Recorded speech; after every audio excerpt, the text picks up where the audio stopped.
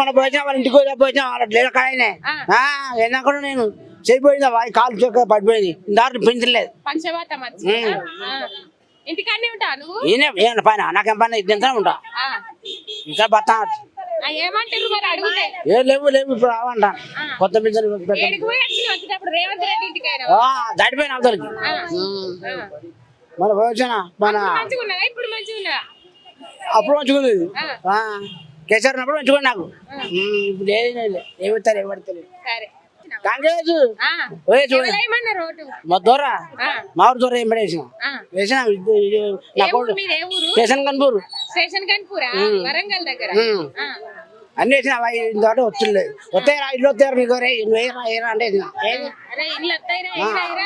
దొరలు వేసిన మరి ఏంటి వస్తలేదు ఇల్లు వస్తలేదా ఒక ఆయన గొల్లని 200 ఇస్తా అంటాడు ఈ దొర ఇల్లు వస్తారు నీకు ఏ ఓటే రేవంత్ రెడ్డికి మరి పేరు కొండమ్మ. కొండమ్మ ఏం చేస్తావు ఈడ? నేను పేపర్ దుకాణంలోకి పోతాం. పేపర్ దుకాణంలోకి పోతావా? 2500 వస్తున్నాయా నెలకు? నాకేం వస్తలేవమ్మా, పింఛన్ లేదు ఏం లేదమ్మా నాకు. ఎట్లున్నది కాంగ్రెస్ పాలన? ఏం లేదు, కేసీఆర్ ఉన్నప్పుడు బాగుండే. అన్ని టైంకి వచ్చినా కానీ ఇప్పుడు ఏం లేదు, టైం లేదు ఏం లేదు, ఏం వస్తలేదు. కరెంటు అప్పుడు కేసీఆర్ ఉన్నప్పుడు కరెంటు మంచిగా ఉండే, ఇప్పుడు కరెంట్ కూడా ఉంటలేదు సరిగా. ఎప్పుడు పోతుందో ఎప్పుడు వస్తుందో తెలుస్తలేదు.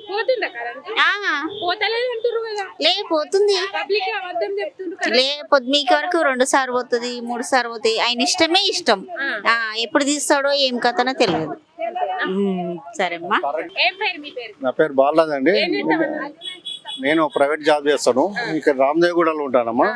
హైడ్రా నుంచి ఇల్లు పోతామని చెప్పి భయపెట్టి ఇచ్చి చేస్తున్నారు. ఇంతవరకు అది దాని వల్ల మాకు అందరికి ప్రాబ్లం అయిపోయింది. ఎఫ్డిఎల్ అని అంటున్నారు కానీ ఎఫ్డిఎల్ అయితే లేదు. కొనుక్కున్నాం, 3 అంతస్తులు కట్టుకున్నాం అన్నదాన్ని ముగ్గురు కలిసి. అది నాల పక్కకు ఉందని చెప్పి ఇది చేస్తున్నారు అనమాట. మేము అప్పుడు 30 సంవత్సరాల కొన్ని ఇప్పుడు ఇల్లు కట్టుకున్నాం. ఇప్పుడు దాన్ని కుల కొట్టే సమాజం అంటే మాకు మా ఉపాధ్యాయం ప్రైవేట్ జాబ్ చేసుకున్నాం, ఏదో చిన్న చేసుకుని చేస్తున్నాం. ఇప్పుడు రేవంత్ రెడ్డి వచ్చే కుల కొడతామా చేస్తామని అంటున్నారు.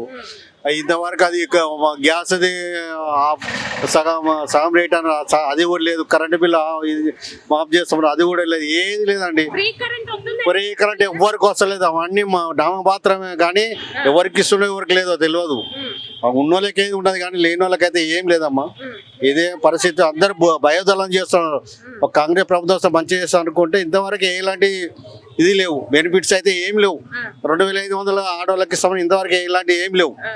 ఇలాంటి ప్రాబ్లం చాలా క్రియేట్ చేస్తాడు రేవంత్ రెడ్డి గారు వచ్చి. అందరికి మీడియం క్లాస్ వాళ్ళకి ఏమి లేదు, ప్రజలకు ఒక్క పైసా బెనిఫిట్ లేదు. ఏమో గల ఒక్కటే మన బస్సు ఫ్రీ తప్ప బెనిఫిట్ అయితే ఎవరికి ఏం ఉపయోగం లేదండి. ఇదే ఉండదు, మొత్తం ప్రాబ్లం అంతా ఇదే. బస్సు అని చెప్పి అందరికీ అదే చేస్తున్నాడు.